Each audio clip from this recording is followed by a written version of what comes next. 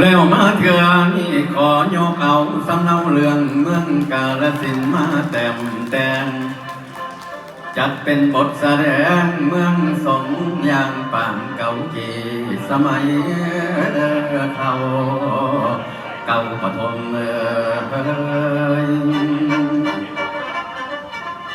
พ่อป่าพันแม่รุ่นนี้บ่เลิกลมจดจำโยบ่เคยหลงประสงค์ในความคิดได้แต่งก่อนป่าพันเรื่องเป็นสำเนียงการลำลองทำนองลำอีสานเก่าวัฒนธรรมเฮาบ่เคยปะปล่อยทิมจันลงไว้บ่ให้สูญเมืองฟ้าแดดสงยางได้ก้าวขานมาแต่พุ่นสมัยผู้สอนหลานเป็นตำนานพญาของมาก็แปลงน้อเมืองบ้านทางน้องเลิน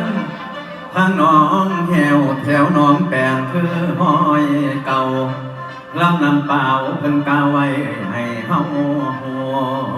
ที่มาฟังเอาเด้อพวกพ่อลุงแม่ป่าตำนานเก่าเมืองกาฬสินธุ์ความเป็นมาแนวใดให้พ่อให้ฟังเอาไว้ตอนพญาของไทยบ่มีไผสิแก่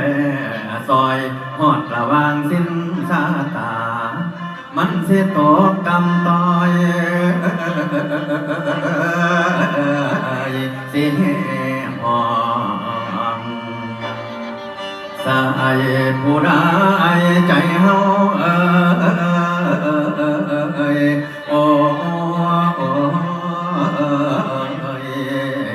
ศรัทธา